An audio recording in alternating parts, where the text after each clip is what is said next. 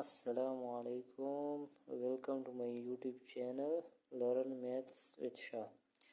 نن زموږ ټاپک دی ملټیپلز او فیکټرز باره کې.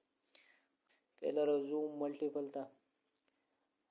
ملټیپل ډیفینیشن داسې دی چې multiplying natural numbers with the number itself is called its multiples, or all those numbers which is divisible by the numbers is called its multiples.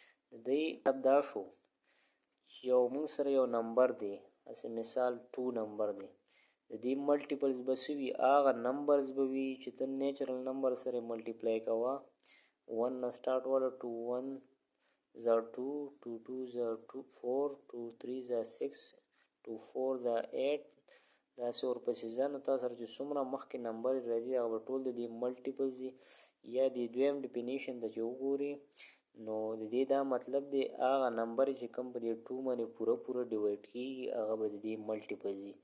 یعنې 2 هم پې ډیوایډ کېږي، 4 هم پې ډیوایډ کېږي، 6 هم پې ډیوایډ کېږي، 8 هم پې ډیوایډ کېږي، 10 هم پې ډیوایډ کېږي، 12 14 and so on. دا ټول په دې ډیوایډ کېږي، نو ځکه دا به د دې ملټیپلز وي. د دې نه بعد راځي فیکټرز. فیکټرز ډیفینیشن داسې دی چې a number which is written as product of numbers is called its factors.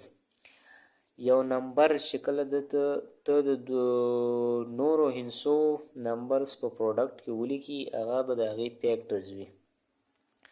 لکه موږ سره یو مثال دی چې 6 ته 2 3 ځه 6 هم لیکلی شي، 1 6 ځه 6.